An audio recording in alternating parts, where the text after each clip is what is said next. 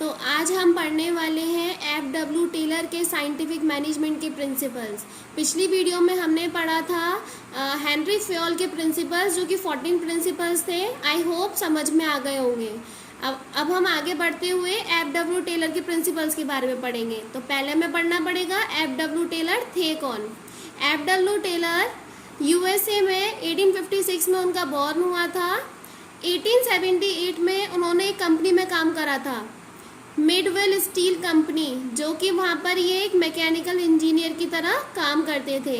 वहाँ पर काम करते करते इन्होंने यही प्रिंसिपल्स डेवलप कर दिए। बहुत सारी कंडीशंस को देखा इन्होंने, उसके अकॉर्डिंग इन्होंने कंक्लूड करा कि कुछ प्रिंसिपल्स हैं जो कि एक मैनेजमेंट में, एक फैक्ट्री में काम आने चाहिए। इन्हीं प्रिंसिपल्स या टेक्निक्स को देने के बाद वो फादर ऑफ साइंटिफिक मैनेजमेंट बोले गए। इनका मेन कंट्रीब्यूशन था, इन्होंने मेन स्पेशली काम करा था shop management, piece wage system और प्रिंसिपल्स ऑफ साइंटिफिक मैनेजमेंट पर।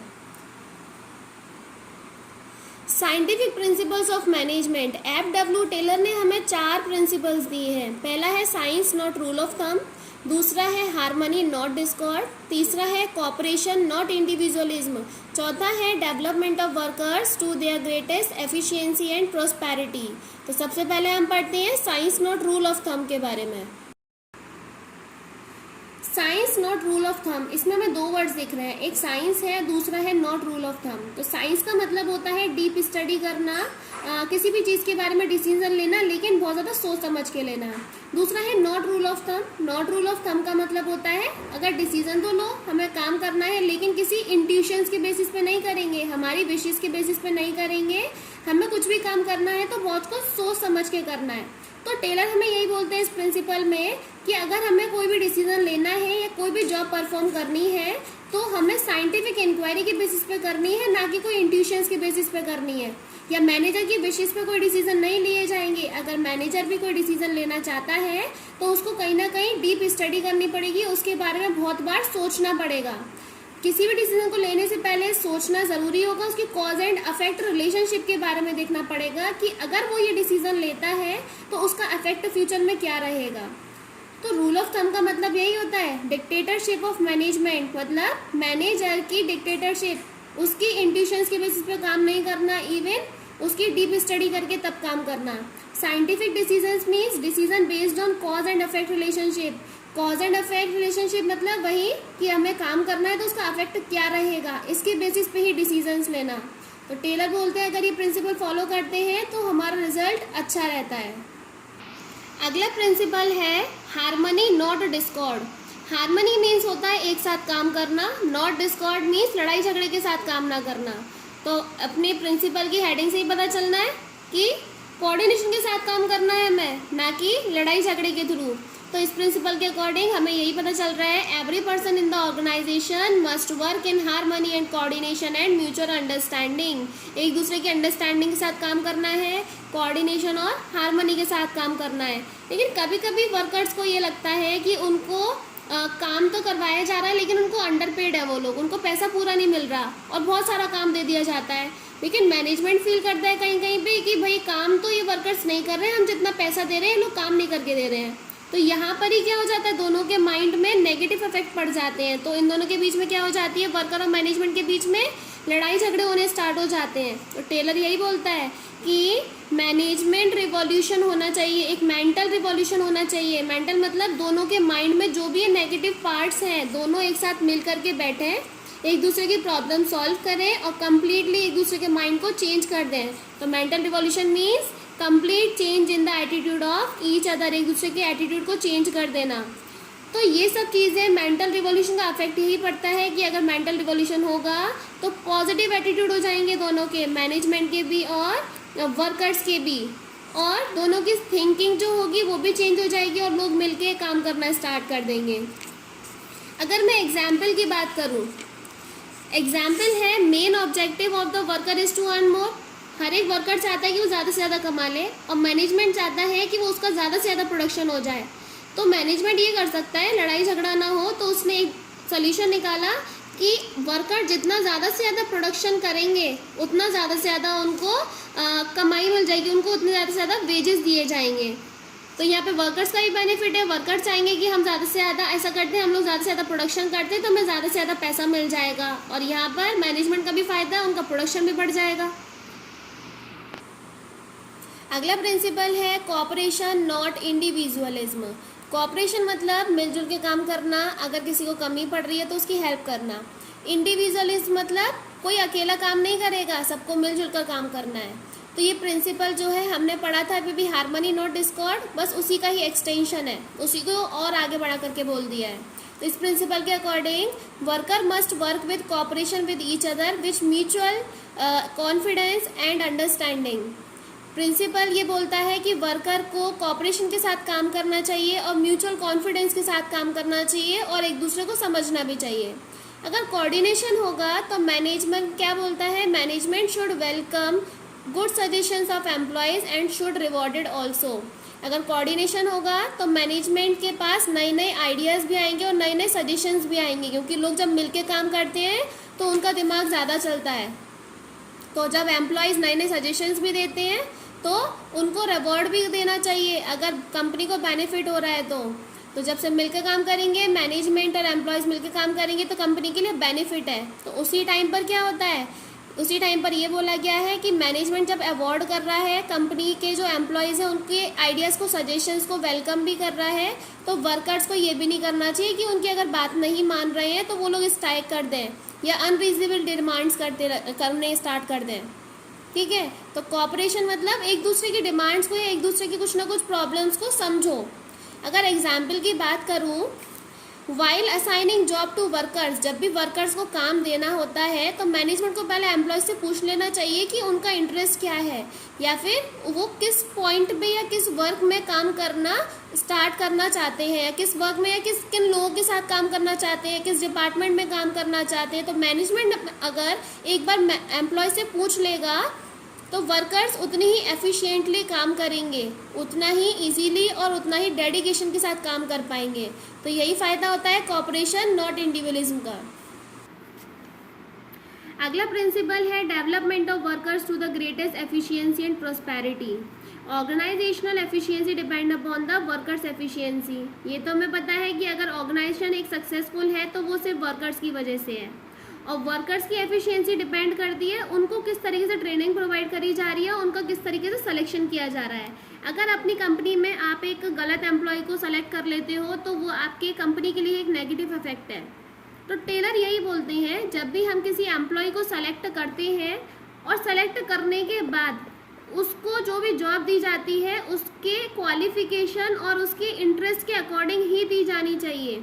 अगर आपने उसको सेलेक्ट किया है, उसकी इतनी क्वालिफिकेशन ही नहीं है, लेकिन आपने उसको एक पोस्ट दे दी जो कि उसकी क्वालिफिकेशन के अकॉर्डिंग थी नहीं, तो वो पर्सन काम अच्छी तरीके से कर ही नहीं पाएगा, इवन उस काम को वो समझ ही नहीं पाएगा। तो टेलर यही बोलते हैं, काम देना चाहिए उसे, जॉब असाइन करनी चाहिए, वो भी उसकी क्वालिफिकेशन और इंटरेस्ट के अकॉर्डिंग। और जब भी उसे जॉब दे दी जाए उसके बाद में बीच बीच में उसे ट्रेनिंग भी प्रोवाइड करनी चाहिए, जिससे कि उसकी जो अंदर की स्किल्स है, उसका जो टैलेंट है वो और ज़्यादा निखर जाए और ज़्यादा इम्प्रूव हो जाए और उसकी एफिशिएंसी लेवल भी बढ़ जाए और उसकी प्रोस्पेरिटी लेवल भी बढ़ जाएगा। तो उससे कंपनी और वर्कर्स दोनों के लिए ही फ़ायदा होगा। Let's talk about the scientific techniques of Taylor. Taylor ने कुछ मैनेजमेंट या साइंटिफिक प्रिंसिपल्स के साथ साथ कुछ साइंटिफिक टेक्निक्स भी दी हैं, तो उसके बारे में हम अब डिस्कस करेंगे। तो पहली टेक्निक है फंक्शनल फोरमैनशिप। फंक्शनल फोरमैनशिप वो टेक्निक है जिसमें टेलर ये सजेस्ट करते हैं कि एक फैक्ट्री में या एक इंडस्ट्री में फैक्ट्री को मतलब या इंडस्ट्री को 2 डिपार्टमेंट्स में डिवाइड कर देना चाहिए। 2 डिपार्टमेंट्स कौन कौन से, एक तो प्लानिंग डिपार्टमेंट और एक प्रोडक्शन डिपार्टमेंट। प्लानिंग डिपार्टमेंट का काम होगा सिर्फ प्लानिंग करना और प्रोडक्शन डिपार्टमेंट का काम होगा सिर्फ प्रोडक्शन पर फोकस करना। तो टेलर को ये लगता है कि अगर प्लानिंग का काम सिर्फ टॉप लेवल मैनेजमेंट के हाथ में दे दिया जाए और प्रोडक्शन का काम सिर्फ वर्कर्स के हाथ में दे दिया जाए तो काम ज़्यादा अच्छी तरीके से हो सकता है। तो Taylor feel that workers must be free from the burden of planning. ये टेलर बोलते हैं कि वर्कर्स जो है वो प्लानिंग के बर्डन से फ्री हो जाने चाहिए, जिससे कि वो सिर्फ अपने काम पर फोकस कर सकें। तो टेलर के अकॉर्डिंग क्या है, there must be minimum 8 specialist और फंक्शनल एक्सपर्ट्स।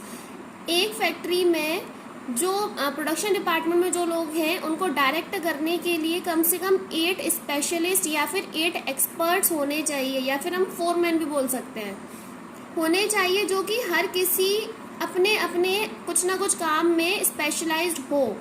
लाइक कोई अपना कोई रॉ मटेरियल अरेंज करने में हेल्पफुल होता है, कोई मोटिवेशन देने में हेल्पफुल होगा, कोई डायरेक्शन देने में हेल्पफुल होगा। इसी तरीके से वो बोलते हैं कि हर एक एक्सपर्ट अपने अपने काम में स्पेशलाइज होना चाहिए।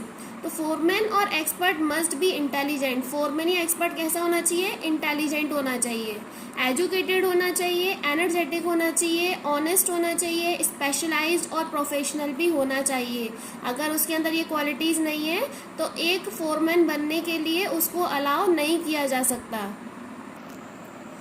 ये एक छोटा सा डायग्राम है जो कि अपने इस वाली टेक्निक को समझने में हेल्पफुल होगा। तो फैक्ट्री मैनेजर है, वो 2 डिपार्टमेंट्स में डिवाइड कर रहा है, प्लानिंग इंचार्ज और प्रोडक्शन इंचार्ज, या फिर प्लानिंग डिपार्टमेंट या प्रोडक्शन डिपार्टमेंट कह सकते हैं। तो प्लानिंग के अंदर आते हैं 4 और प्रोडक्शन के अंदर आते हैं 4। तो प्लानिंग में कौन कौन सा? एक तो root clerk, instruction card clerk, time and cost clerk और डिसिप्लिनेरियन। प्रोडक्शन में आएंगे gang boss, speed boss, repair boss, inspector, और ये सब मिल करके वर्कर्स को डायरेक्ट करेंगे, उनको संभालेंगे।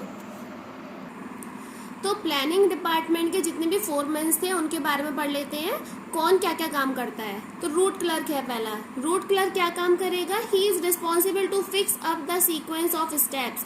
उसका काम यही होगा कि सारा काम स्टेप बाय स्टेप हो रहा है या नहीं हो रहा, कहीं सीक्वेंस बिगड़ तो नहीं गया। अगर कहीं पे स्टेप्स गलत हो गई होंगी तो उनको सही करना काम है रूट क्लर्क का। ये अपने नाम से ही बता रहा है, रूट क्लर्क मतलब रूट दिखाना, किसी को रास्ता दिखाना। इंस्ट्रक्शन कार्ड क्लर्क, इंस्ट्रक्शन मतलब किसी के लिए इंस्ट्रक्शंस प्रिपेयर करना, कौन क्या काम करेगा, जनरल गाइडलाइंस बनाना, गिविंग जनरल इंस्ट्रक्शंस, सभी वर्कर्स को इंस्ट्रक्शन देना कौन क्या काम करेगा। अगला है टाइम एंड कॉस्ट क्लर्क, नाम से पता चल रहा है टाइम फिक्स करना, कौन कितने बजे तक काम करेगा, कौन कितना काम करेगा। Fix up the time for starting and completion of job, कौन कितने बजे से काम स्टार्ट करेगा और कितने बजे खत्म करेगा। और साथ में कॉस्ट शीट प्रिपेयर करना कि एक पर्सन को काम करने पर किसकी कितनी कॉस्ट आ रही है, या हम जो प्रोडक्शन कर रहे हैं उसकी टोटल कॉस्ट कितनी आ रही है। डिसिप्लिनेरियन, इसके नाम से पता चल रहा है कि डिसिप्लिन मेंटेन करना, perform of job in orderly and systematic way. इसका काम होगा कि काम सिस्टमैटिक वे से हो रहा है या नहीं हो रहा, या काम सही तरीके से हो रहा है या नहीं हो रहा। अब पढ़ लेते हैं ऑपरेशनल डिपार्टमेंट में कौन कौन से फोरमैन होते हैं। तो पहला था गैंग बॉस। गैंग बॉस का काम क्या होगा? Arrange all the machines, tools and other resources. अगर कभी किसी रॉ मटेरियल की, किसी मशीन की या किसी भी टूल की ज़रूरत पड़ जाती है, या कभी ख़त्म हो जाते हैं या कुछ भी हो जाता है, उनको अरेंज कराने वाला काम गैंग बॉस का होगा। अगला है स्पीड बॉस। स्पीड बॉस मतलब assure completion of time job on time, काम को टाइम पर कंप्लीट करवाने का काम किसका होगा? स्पीड बॉस का। अगर लगता है कि एम्प्लॉयज धीरे धीरे काम कर रहे हैं तो उनको बूस्ट अप कराना, उनका मोरल बढ़ाना, जिससे कि वो लोग टाइम पर काम कंप्लीट कर सकें। रिपेयर बॉस, रिपेयर बॉस के नाम से पता चल रहा है कभी कोई मशीन या कोई टूल खराब हो गया तो उसको सही करवाने की रिस्पॉन्सिबिलिटी रिपेयर बॉस की होगी। इंस्पेक्टर, इंस्पेक्टर का काम ही होता है चेक करना। तो ये क्या चेक करेगा? क्वालिटी चेक करेगा। जो हम प्रोडक्शन कर रहे हैं क्या उसकी क्वालिटी सही आ रही है या नहीं आ रही, या कोई कमी है तो उसको इम्प्रूव करवाना, ये काम इंस्पेक्टर का है। अगली टेक्निक है standardisation and simplification of work. Standardisation का मतलब क्या होता है? स्टैंडर्डाइजेशन का मतलब होता है कि हमारे जो प्रोडक्ट्स हैं उनका एक स्टैंडर्ड मेंटेन रहे। मतलब स्टैंडर्ड से मतलब होता है उसका size, type, weight, measure, quality, ये सब चीज़ें एक जैसी होनी चाहिए, इनमें कोई कमी नहीं होनी चाहिए। या फिर ये नहीं है कि एक प्रोडक्ट किसी और साइज़ का बना रहे हैं और एक प्रोडक्ट किसी और साइज़ का बना रहे हैं। तो ये सब चीज़ें क्या होनी चाहिए? मेंटेन होनी चाहिए, एक जैसी होनी चाहिए। जैसे हमारी कंपनीज़ हैं नोकिया, एप्पल, नाइक, वीडियोकॉन, ऐसे भी बहुत सारी हमारी कंपनीज़ हैं जो इस टेक्निक को फॉलो कर रही हैं। मतलब उनके जितने भी प्रोडक्ट्स होंगे सब एक जैसे होते हैं। हम लोग ये नहीं कह सकते कि 100% बिल्कुल ही स्टैंडर्डाइजेशन होगा। 0.1% तो हर किसी में दिक्कत आई जाती है, तो उसके लिए हम कुछ कह नहीं सकते। सिंप्लीफिकेशन का मतलब होता है अगर किसी प्रोडक्ट को या किसी मूवमेंट को या किसी भी चीज़ को अगर आपको लग रहा है कि वो अननेसेसरी है, उसको एलिमिनेट कर देना, मतलब चीज़ों को सिंपल बना देना। Elimination of unnecessary diversity of product size and type. अगर लगता है कि कोई कंपनी हद से ज़्यादा प्रोडक्ट्स बना रही है या उसने बहुत ज़्यादा साइज जो है प्रोडक्ट के बना रखे हैं, तो अगर लगता है कि अगर उसको एलिमिनेट कर सकते हैं तो उसे एलिमिनेट कर दो। लाइक प्रोडक्ट्स हैं, एक कंपनी है वो सोप भी बना रही है, डिटर्जेंट भी बना रही है, कपड़े भी बना रही है, ऐसे ही बहुत सारी चीज़ें बना रही है, लेकिन अगर उसे लगता है कि अगर कुछ प्रोडक्ट्स को कम करने पर उसकी कंपनी और अच्छी तरीके से काम कर सकती है या वो कंपनी ज़्यादा प्रॉफिट कमा सकती है, तो वो उस वाले प्रोडक्ट को एलिमिनेट कर देगी। It will also help in improving the quality and reduction of cost. जब हम बहुत सारी चीज़ें बनाते हैं तो हमारे पर एक बर्डन भी आ जाता है, तो अगर वो लगता है कि वो बर्डन कम किया जा सकता है तो उससे हमारी क्वालिटी भी इम्प्रूव हो जाएगी और कॉस्ट भी कम हो जाएगी। यही होता है सिंप्लीफिकेशन, चीज़ों को सिंपल बना देना। फॉर एग्जाम्पल, एक यूएसए में एक कंपनी है, पेपर मैन्युफैक्चरिंग कंपनी, कम से कम वो 2000 वेराइटीज़ के पेपर बना रही थी, लेकिन उसने क्या करा, 2000 से कम 200 प्रोडक्ट्स पर आ गई।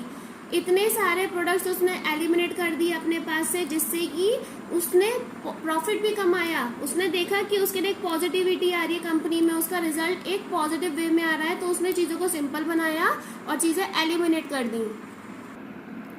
अगली टेक्निक है वर्क स्टडी। लेकिन वर्क स्टडी हमारी 4 स्टडीज़ को मिला करके बनती है, जिसमें कि हम क्या क्या स्टडीज़ पढ़नी पड़ेंगी हमें, fatigue study, method study, time study और मोशन स्टडी। ये चारों को मिला करके हम बोल देते हैं वर्क स्टडी।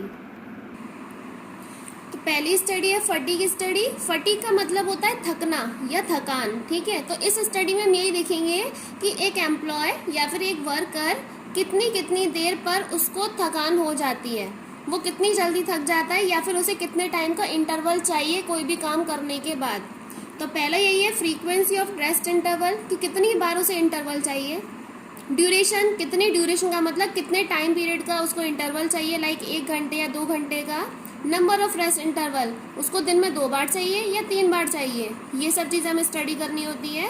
तो टेलर यही बोलते हैं कि ड्यूरेशन, फ्रीक्वेंसी या number of times rest interval, ये हमें कोई मैनेजर नहीं बता सकता अपने एक्सपीरियंस पर, ये कोई मैनेजर की विश से नहीं हो सकता। ये सब डिपेंड होता है वर्कर्स की एफिशिएंसी पर, कि वर्कर्स को कितना टाइम चाहिए अपने रेस्ट इंटरवल का।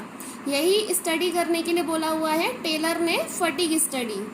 अगली स्टडी है हमारी मेथड स्टडी। मेथड स्टडी में क्या होता है, मेथड के नाम से पता चल रहा है कि एक वो परफेक्ट मेथड फाइंड आउट करना जिससे हमारी प्रोडक्शन की कॉस्ट भी मिनिमाइज हो जाए और हमारे रिसोर्सेज का जो यूज़ है वो मैक्सिमाइज हो जाए। मतलब हम ज़्यादा से ज़्यादा रिसोर्सेज यूज़ करके प्रोडक्शन की कॉस्ट कम से कम लेकर के आ सके, ऐसा ही मेथड यूज़ करना है। तो टेलर यही बोलते हैं ये मेथड भी कहीं मैनेजर की विशेष से नहीं पूरा होता, या मैनेजर अपनी तरफ से चूज़ नहीं कर सकता। ये सब डिपेंड होता है हमारे रिसोर्सेज पर, कि रिसोर्सेज कितनी अच्छी तरीके से यूज़ किए जा रहे हैं और उन रिसोर्सेज को यूज़ करने के बाद सबसे कम कॉस्ट किस मेथड से आ रही है। अगर हमारे पास ऑप्शन होते हैं तो वही ऑप्शन चूज़ करना जिसमें कॉस्ट कम आ रही हो और ज़्यादा से ज़्यादा रिसोर्सेज यूज़ हो रहे हो। अगली स्टडी है हमारी टाइम स्टडी। टाइम स्टडी में हमें ये चेक करना होता है कि कौन सा वर्कर कितने बजे से काम करेगा, कितने बजे तक काम करेगा, ठीक है। उसके बाद उसके अकॉर्डिंग एफिशिएंट वर्कर और इनएफिशिएंट वर्कर्स को कैटेगराइज कर देना कि कौन कितने टाइम पे कितना ज़्यादा काम कर पा रहा है, ठीक है। तो सबसे पहले तो स्टैंडर्ड टाइम सेट करना, उसके बाद स्टैंडर्ड टारगेट सेट करना कि हमारा टारगेट क्या होगा कि आज पूरे दिन में कितना काम कराया जाएगा, ठीक है। लाइक हमने बोल दिया कि पूरे दिन में आपको 100 यूनिट्स प्रोड्यूस करनी है तो करनी है। Determine the number of workers, की एक बार में कितने वर्कर्स काम करेंगे। Categorise the efficient and inefficient workers. अब आपको ये चेक करना जो आपका टाइम दिया था, जो आपका टारगेट दिया था, उसके अकॉर्डिंग कितने वर्कर्स टाइम को और टारगेट को पूरा कर पा रहे हैं। अगर नहीं कर पा रहे तो उनको इनएफिशिएंट बोल दिया जाएगा और जो टाइम पर काम कर रहे हैं पूरे अच्छी तरीके से वो हो जाएंगे हमारे एफिशिएंट वर्कर। तो टेलर यही बोलते हैं कि मैनेजर को ये सब चीज़ें चेक करनी पड़ेंगी, कौन अच्छी तरीके से काम कर रहा है, कौन अच्छी तरीके से काम नहीं कर रहा है। तो उन्होंने सजेस्ट किया है कि मैनेजर को अपने पास एक स्टॉप वॉच रखनी चाहिए, उनके हाथ में वो पहन के रखें, जिससे कि बार बार चेक करते रहे कि एवरेज टाइम क्या होगा, क्योंकि टाइम भी मैनेजर अपने विश से नहीं रख सकता। टाइम भी क्या होता है, वो मैनेजर्स की वर्कर्स की एफिशिएंसी पर बेस्ड होगा कि कितने वर्कर्स कितने टाइम में काम कर पा रहे हैं। तो स्टैंडर्ड टाइम और स्टैंडर्ड टारगेट भी फिक्स किए जाते हैं वो स्टॉप वॉच के बेसिस पर। अपनी लास्ट स्टडी है मोशन स्टडी। मोशन का मतलब क्या होता है, मूवमेंट करना। तो इस स्टडी का ऑब्जेक्टिव यही होता है, वर्कर्स के मूवमेंट को चेक करना, ठीक है, और उसमें से ये चेक करना कौन से मूवमेंट सही हैं, मतलब कौन से मूवमेंट्स प्रोडक्टिव हैं और कौन से मूवमेंट्स अनप्रोडक्टिव हैं। अगर अनप्रोडक्टिव हैं तो उनको कट डाउन कर देना। जब कोई हमारा मूवमेंट अच्छा नहीं है, मतलब अगर वर्कर को परेशान कर रहा है वही मूवमेंट, तो वो मूवमेंट हटा देना चाहिए। अब हटा भी रहे हैं तो उसके लिए कोई ना कोई सुटेबल टूल या सुटेबल इक्विपमेंट भी लेकर के आए। फॉर एग्जाम्पल, एक वर्कर है जो एक टेबल पर उसका सामान है, वो प्रोडक्शन उसकी मशीन कर रही है और मशीन पे जो सामान लगा रहा है वो उस मशीन के नीचे रखा हुआ है।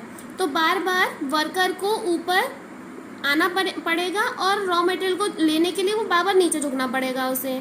तो नीचे झुकने से अच्छा मैनेजर क्या कर सकता है, पास में एक टेबल रख दे जिससे कि बार बार उसको ऊपर नीचे मूवमेंट ना करना पड़े। तो यही होता है मोशन स्टडी, उसके मूवमेंट को चेक करना और कोई अनप्रोडक्टिव मूवमेंट है उसको कट डाउन करके एक सोल्यूशन लेकर के आना, कोई एक नया टूल या इक्विपमेंट को यूज़ करके एक सुटेबल सोल्यूशन लेकर के आना। अगली टेक्निक है differential piece wage system. Piece wage system होता है एक एम्प्लॉय को या एक वर्कर को पर यूनिट के हिसाब से पैसा देना, या फिर जो जितना ज़्यादा काम कर रहा है उसको उतना ज़्यादा पैसा देना, जितना कम काम कर रहा है उसे उतना कम पैसा देना। तो ये टेक्निक भी यही बोलती है, one paying different rate of ways for efficient and inefficient employees. अभी हमने पढ़ा था एफिशिएंट और इनएफिशिएंट एम्प्लॉयज़ को फाइंड आउट करना। अब जो एफिशिएंट एम्प्लॉयज़ हैं और इनएफिशिएंट एम्प्लॉयज़ हैं उनको उनके अकॉर्डिंग ही उनके रेट डिसाइड करना। अगर कोई एफिशिएंट एम्प्लॉय है, बहुत अच्छा काम कर रहा है, तो उनको एक्स्ट्रा वेजेस पे करना जिससे कि उन लोगों को ज़्यादा अच्छी तरीके से मोटिवेशन मिले। जब ज़्यादा पैसे मिलेंगे तो वर्कर्स के लिए मोटिवेशन उनका पैसा ही होता है। एक्स्ट्रा वेजेस देना जिससे कि इनएफिशिएंट एम्प्लॉयज़ जो होते हैं, अगर उनको लगता है कि भाई बाकी सारे वर्कर्स को ज़्यादा पैसा मिल रहा है तो मैं भी अगर ज़्यादा काम करूँगा तो मुझे भी ज़्यादा पैसा मिलेगा, तो इनएफिशिएंट एम्प्लॉयज़ के लिए जो एक्स्ट्रा वेजेस होते हैं वो भी मोटिवेशन की तरह काम करते हैं। तो एफिशिएंट एम्प्लॉयज़ भी तो काम करेंगे ही करेंगे, लेकिन इनएफिशिएंट एम्प्लॉयज़ को आगे बूस्टअप करेंगे कि वो भी ज़्यादा अच्छा काम करें। इसकी वजह से क्या होता है, ज़्यादा से ज़्यादा प्रोडक्शन भी हो जाता है। फॉर एग्जाम्पल, एक स्टैंडर्ड टारगेट बना के रखा हुआ है कंपनी ने कि वो 10 यूनिट पर डे बनानी है। अगर वो 10 यूनिट बनाते हैं तो उनको 50 रुपीज़ पर यूनिट मिलेगा। तो जो वर्कर्स 10 यूनिट बना लेंगे उनको 500 रुपीज़ मिल जाएंगे। 500 कैसे, 50 इंटू 10, 500 आ गया। ऐसे ही अगर वर्कर्स हैं वो अगर 12 यूनिट्स ही बना रहे हैं, मतलब 12 यूनिट्स मतलब 2 यूनिट ज़्यादा बना रहे हैं, तो ऑब्वियसली उन्हें एक्स्ट्रा पैसा मिलेगा। तो बोला जा रहा है कि उन 12 यूनिट्स जो बना रहा है उसको 60 रुपीज़ मिलेंगे पैसे, मतलब 720 रुपीज़ टोटल मिल जाएंगे अगर पूरे दिन में 12 यूनिट्स बना रहे हैं तो। और वर्कर्स जो 10 यूनिट से भी कम बना रहे हैं, मतलब 8 यूनिट्स बना रहे हैं, तो उनको 40 रुपीज़ मिलेंगे, मतलब उनको पूरे दिन में 320 रुपीज़ ही मिलेंगे। लास्ट टेक्निक है मेंटल रिवॉल्यूशन। मेंटल रिवॉल्यूशन हमने हार्मनी नॉट डिस्कॉर्ड वाले प्रिंसिपल में भी पढ़ा था। मतलब एम्प्लॉयज़ को लगता है कि हम इतना काम कर रहे हैं लेकिन उन्हें इतना ज़्यादा पैसा नहीं मिल रहा है, लेकिन मैनेजमेंट को लगता है कि एम्प्लॉयज़ इतना काम नहीं कर रहे हैं जितना हम लोग उनको पेमेंट कर रहे हैं। तो यहाँ पर क्या आ जाता है, दोनों के माइंड में, एटीट्यूड में चेंजेस आ जाते हैं। तो यहीं पे किस चीज़ की ज़रूरत पड़ती है हमें, मेंटल रिवॉल्यूशन की। तो मेंटल रिवॉल्यूशन का ऑब्जेक्टिव यही है, दोनों के एटीट्यूड को चेंज कर देना, दोनों के बीच में कॉपरेशन लेकर के आना। उसके बाद अगर कोई लगता है कि डिस्क्रिमिनेशन हो रहा है एम्प्लॉयज़ या मैनेजमेंट के माइंड में, तो उसको ख़त्म कर देना।